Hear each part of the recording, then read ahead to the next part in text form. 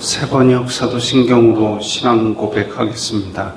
저는 전능하신 아버지 하나님 천지의 창조주를 믿습니다. 저는 그분의 유일하신 아들 우리 주 예수 그리스도를 믿습니다.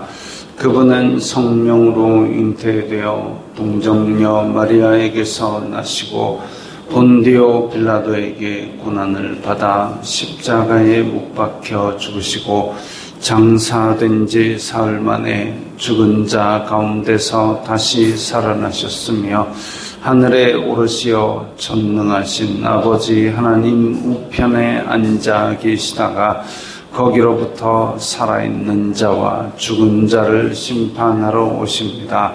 저는 성령을 믿으며 거룩한 공교회와 성도의 교제와 죄를 용서받는 것과 몸의 부활과 영생을 믿습니다. 아멘. 거룩하신 하나님 아버지 감사합니다. 간밤에도 편히 쉬게 해주시고 새벽에 기도하는 자리에 불러주시니 감사합니다. 이 시간 저희들 마음 중심으로 주님을 경외하게 하여 주시옵소서. 예수님 이름으로 기도드리옵나이다. 아멘. 찬송가 161장입니다.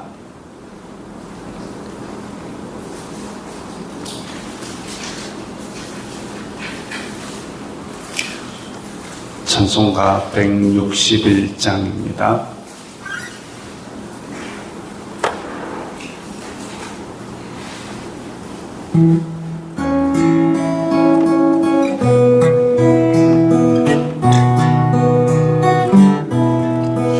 할렐루야 우리 예수 부활 승천하셨네. 세상 사람 찬양하니 천사와 답하도다. 구주 예수 부활하사 사망 권세 이겼네. 구주 예수 부활하사 사망 권세 이겼네. 할렐루야 우리 예수 왕의 왕이 되시고 우리들의 중보 되신 성령 증거하시네. 구주 예수 부활하사 처음 열매 되셨네. 구주 예수 부활하사 처음 열매 되셨네. 할렐루야 우리 예수 은과 피가 없도다. 무덤 속에 있는 죄인 주가 일으키시네. 구주 예수 부활하사 영광 주로 오시네. 구주 예수 부활하사 영광 주로 오시네. 오늘 말씀은 누가복음 24장 36절부터 53절까지의 말씀. 오늘 누가복음을 끝내고 내일부터는 창세기를 들어가도록 하겠습니다. 함께 읽겠습니다. 이 말을 할 때에 예수님께서 친히 그들 가운데 서서 이르시되 너희에게 평강이 있을지어다 하시니 그들이 놀라고 무서워하여 그 보는 것을 영으로 생각하는지라. 예수님께서 이르시되 어찌하여 두려워하며 어찌하여 마음에 의심이 일어나느냐. 내 손과 발을 보고 나인 줄 알라. 또 나를 만져보라. 영은 살과 뼈가 없으되 너희 보는 바와 같이 나는 있느니라. 이 말씀을 하시고 손과 발을 보이시나 그들이 너무 기쁨으로 아직도 믿지 못하고 놀랍게 여길 때에 이르시되 여기 무슨 먹을 것이 있느냐 하시니 이에 구운 생선 한 토막을 드리니 받으사 그 앞에서 잡수시더라. 또 이르시되 내가 너희와 함께 있을 때에 너희에게 말한 바 곧 모세의 율법과 선지자의 글과 시편에 나를 가리켜 기록된 모든 것이 이루어져야 하리라 한 말이 이것이라 하시고 이에 그들의 마음을 열어 성경을 깨닫게 하시고 또 이르시되 이같이 그리스도가 고난을 받고 제3일에 죽은 자 가운데서 살아날 것과 또 그의 이름으로 죄 사함을 받게 하는 회개가 예루살렘에서 시작하여 모든 족속에게 전파될 것이 기록되었으니 너희는 이 모든 일의 증인이라. 볼지어다 내가 내 아버지께서 약속하신 것을 너희에게 보내리니 너희는 위로부터 능력으로 입혀질 때까지 이 성에 머물라 하시니라. 예수님께서 그들을 데리고 베다니 앞까지 나가사 손을 들어 그들에게 축복하시더니 축복하실 때에 그들을 떠나 하늘로 올려지시니 그들이 그에게 경배하고 큰 기쁨으로 예루살렘에 돌아가 늘 성전에서 하나님을 찬송하니라. 아멘. 예수님께서 마지막으로 제자들을 살피시고 또 승천하시는 기록까지가 나와 있습니다. 예수님께서 부활하셨는데 제자들이 잘 믿지 않고 있다가 자기네들끼리 둘러 앉아가지고 이제 예수님 부활하셨대 하고 서로 이제 막 부활을 인정할까 말까 하는 그 와중에 예수님께서 친히 그들 가운데 서서 이르시되 너희에게 평강이 있을지어다. 그냥 이건 일반적인 인사죠. 샬롬 한 겁니다. 제자들이 지금 사람들이 무서워서 꽁꽁 걸어 잠그고 자기네들끼리 야 예수님 봤다 나 부활하셨다.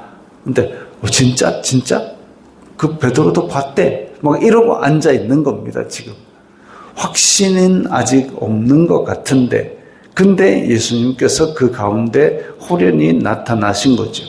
너희에게 평강이 있을지 얘들아 잘 있었니? 그겁니다. 그러니까 그들이 놀라고 무서워하여 그 보는 것을 영으로 생각하는지라.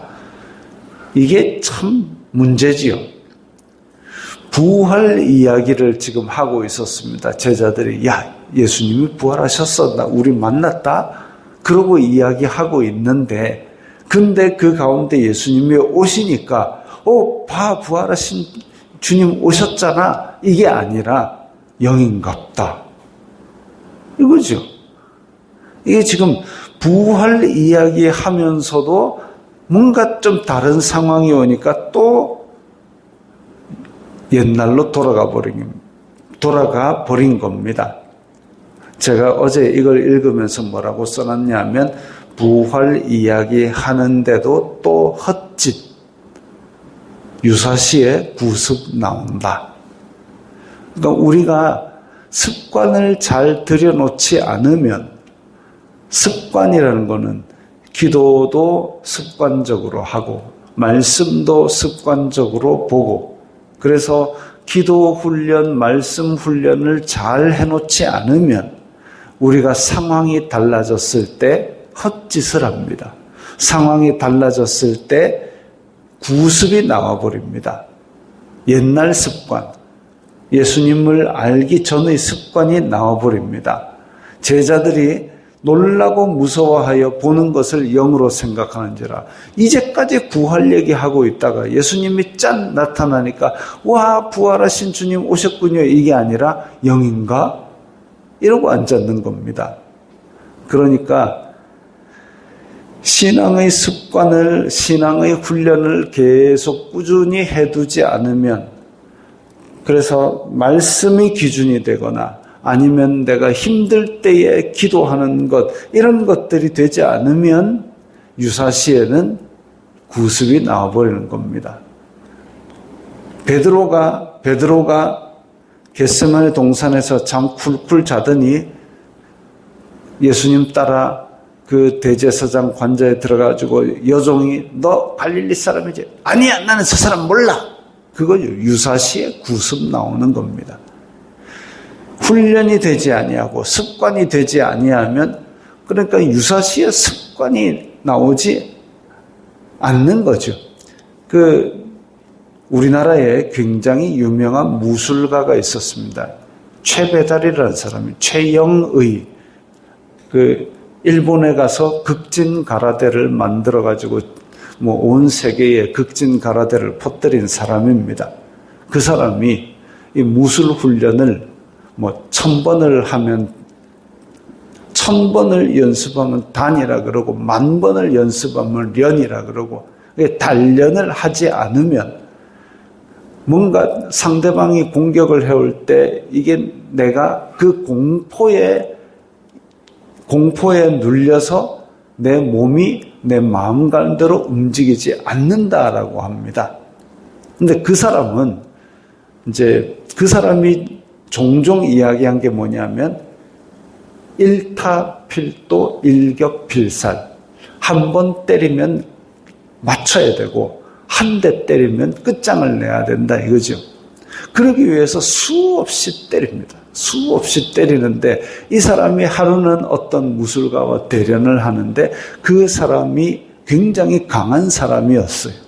그래가지고 공격을 하는데 그걸 자기가 받아내려고 하니까 너무 공포스러워서 자기도 모르게 과한 힘을 가했는데 그걸 맞고 그 상대방이 죽었습니다.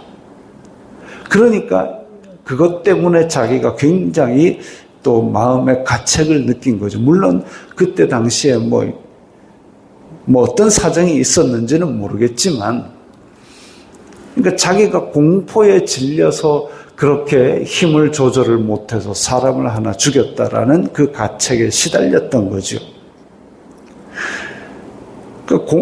그렇게 단련을 수없이 했던 그 사람도 실제 유사시에 공포에 질리니까 힘 조절이 제대로 안 되었고, 일반 사람 같으면, 단련을 안 한 사람 같으면 이 공포에 질리면은 결국은 그냥 쪼그라들고 도망가고 그렇게밖에 안 되는 겁니다. 마찬가지로 영적인 싸움을 하는 성도에게 있어서 이 말씀과 기도의 훈련이 제대로 되지 아니하면, 우리가 평상시에 말씀과 기도로 계속 쌓지 않냐면 힘든 일이 닥쳤을 때, 힘든 일이 서서히 내 힘든 일이 올거대익하고 오는 거 없습니다. 갑자기 들이닥치는 거죠.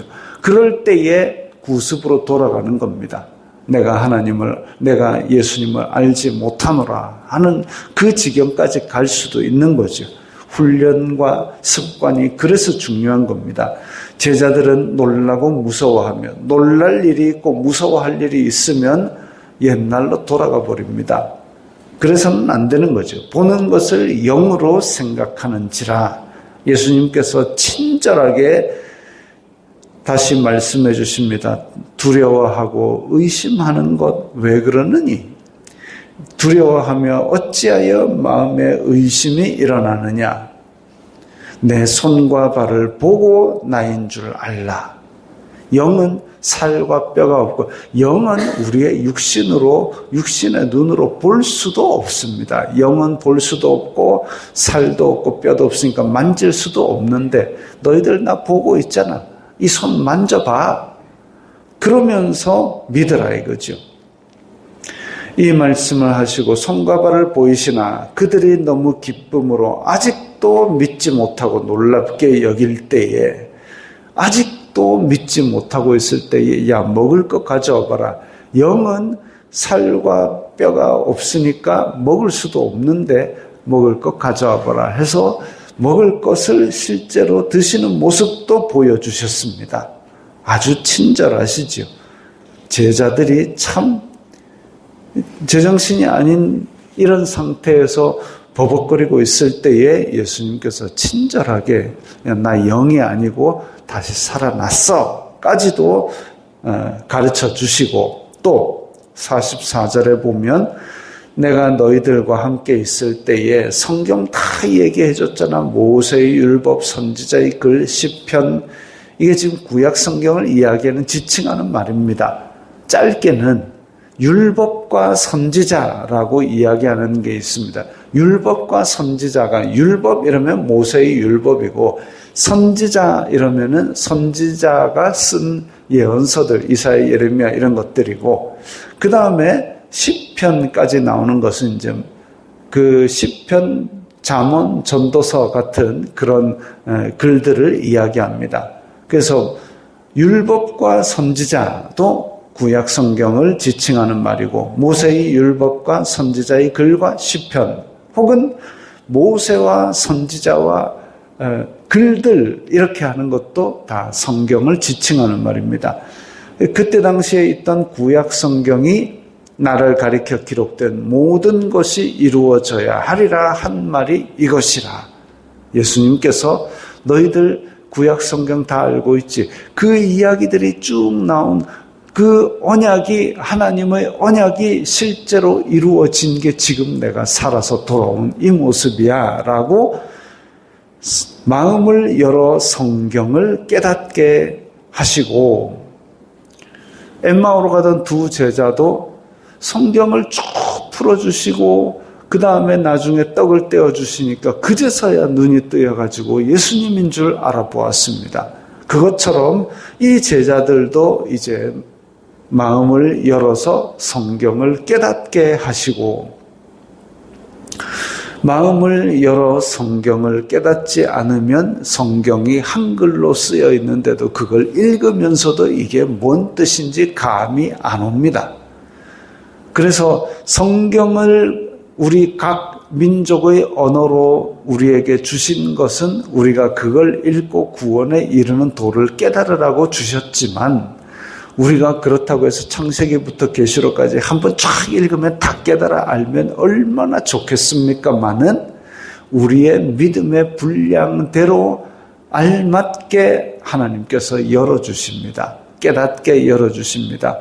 그래서 우리가 계속 말씀을 읽고 묵상하다 보면 우리의 일상생활 가운데 열어서 탁 깨닫게 해주시면, 그 말씀이 오늘 내가 이런 일에 대해서 내가 어떻게 할지를 열어주시는구나라고 그렇게 깨닫게 할 때가 있고, 그렇게 깨닫게 할 때에 우리에게 하나님에 대한 믿음이 한 단계씩 더 깊어지는 거죠. 그러지 않으면 읽어도 모릅니다. 우리에게 마음을 열어주시지 않으면. 그래서 에베소서에서는 믿음조차도 하나님의 선물이라 그랬습니다. 우리의 행위에서 난 것이 아니고 우리가 하나님을 믿는 것조차도 하나님의 선물이다. 하나님께서 주시지 않으면 믿을 수가 없다라는 거죠. 또 이르시되 이같이 그리스도가 고난을 받고 3일에 죽은 자 가운데서 살아날 것과 또 그의 이름으로 죄사함을 받게 하는 회개가, 자, 지금 제3일에 죽은 자 가운데서 살아날 것과까지는 성경에 나와 있는 예수님에 대한 기록된 말씀, 이제까지 이루었다, 내가 다 이루었다. 그 다음에 47절, 그의 이름으로 죄사함을 받게 하는 회개가 예루살렘에서 시작하여 모든 족속에게 전파될 것이 기록되었으니 이제 지금부터 제자들에게 사명을 주시는 겁니다. 너희들이 이거 할 거야. 그래서 마태복음에는 이제 너희는 가서 모든 족속으로 제자를 삼아, 제자 삼아라. 아버지와 아들과 성령의 이름으로 세례를 주고 내가 너희에게 가르친 것을 다 사람들에게 지키게 하라. 그래서 복음을 전파하고 그 다음 세례를 주고 그리고 가르쳐 지키게 할 것을 명령하셨습니다. 너희는 이 모든 일의 증인이라. 그냥 사람들은 증인이란 얘기를 안 합니다. 증인은 자기가 보고 들은 것을 어디에 가서 증언을 할 사람을 증인이라 그러죠. 법정에서 효력이 있는 증언을 할 사람을 증인이라 그러고, 안 그러면 그냥 일반 행인이죠. 길 가는 사람이죠. 증인은 보고 들은 사람, 그리고 그것을 가서 법정에서 증언을 할 사람을 증인이라 그럽니다. 너희는 이 모든 일의 증인이라 라는 것은 이제 이 제자들로 하여금 나가서 증언을 하라라는 겁니다. 볼지어다 내가 내 아버지께서 약속하신 것을 너희에게 보내리니 너희는 위로부터 능력으로 입혀질 때까지 이 성에 머물라. 그래서 너희들은 지금 가서 증언해라, 나가라, 빨리 나가라 이렇게 하면 또 벙찝니다. 유사시에 영인갑다 하고 돌아갔던 것처럼 예수님 내가 뭐 아는 게 있어야지요 라고 또 돌아갑니다. 그래서 예수님께서는 성령님의 능력을 입을 때까지 여기 있어라 라고 하시는 거죠. 그리고 예수님께서 그들을 데리고 베다니 앞까지 나가사 손을 들어 그들에게 축복하시더니 이게 승천 기사입니다. 실제로 사도행전 앞부분에 보면 예수님께서 부활하시고도 한 40일 정도를 함께 계시면서 하나님 나라의 일을 말씀하시더라 했습니다. 그리고 나서 이제 베다니 앞까지 나가서 손을 들어 축복하시고 하늘로 올라가셨지요. 제자들은 그에게 경배하고 드디어 제자들은 이분이 하나님의 본체이신 줄 깨닫고 영광을 돌리고 찬양을 합니다.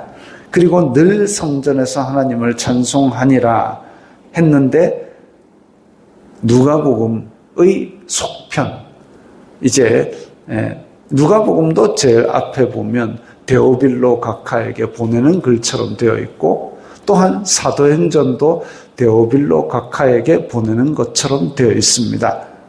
이 다음 부분에 보면 성전에서 하나님을 찬송하는 것, 그리고 돌아와서 이 마가의 다락방에서 기도하고, 그걸 한 열흘 정도 전심을 다해서 했더니 성령님께서 드디어 임하셨고, 그리고 제자들은 그 능력으로 말미암아 땅끝까지 이르러 증인이 되는 모습을 보여줍니다.